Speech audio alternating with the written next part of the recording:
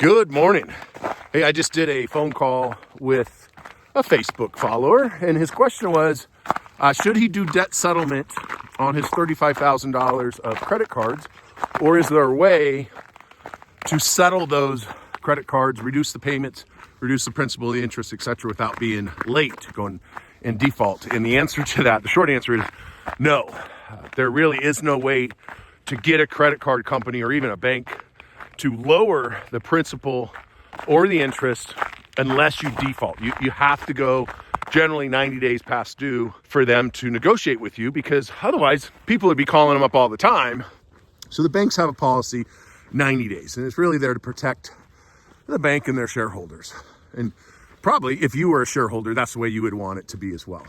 So what can you do if you have credit cards that you're making the payments on, but you notice that the payment's not even paying the principal, that you're barely even making a dent? And the gentleman I just talked to, that's kind of where he was. So he owes $35,000.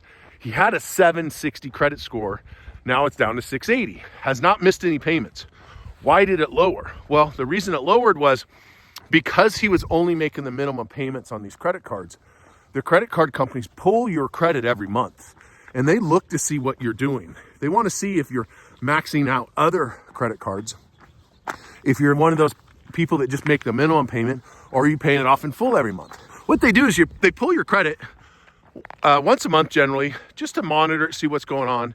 In his case, he was making the payments, had some stuff in life go on, so his balances started to climb. And what they did in an attempt to protect themselves is they lowered his credit limit. And when they lowered his credit limit, you know what happened to his credit score? His credit utilization rate went up, his credit score went down.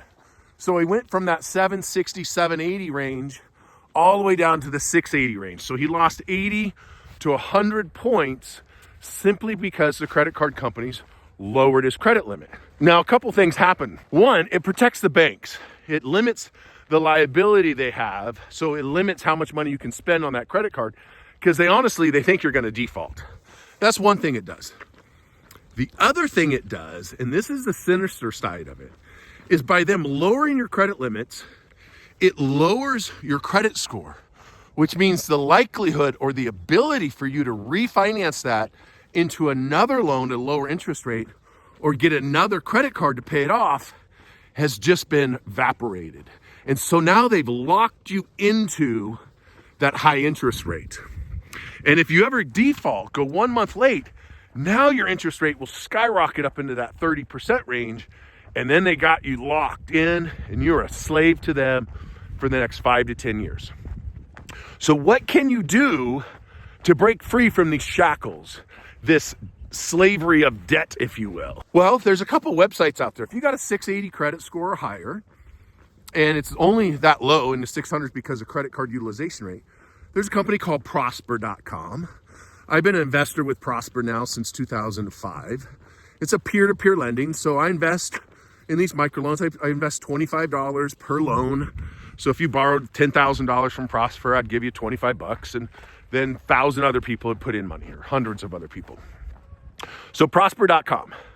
It's peer-to-peer lending. There's no bank involved. And the way it would work is you would borrow. So in this case, he had $35,000 of credit card debt.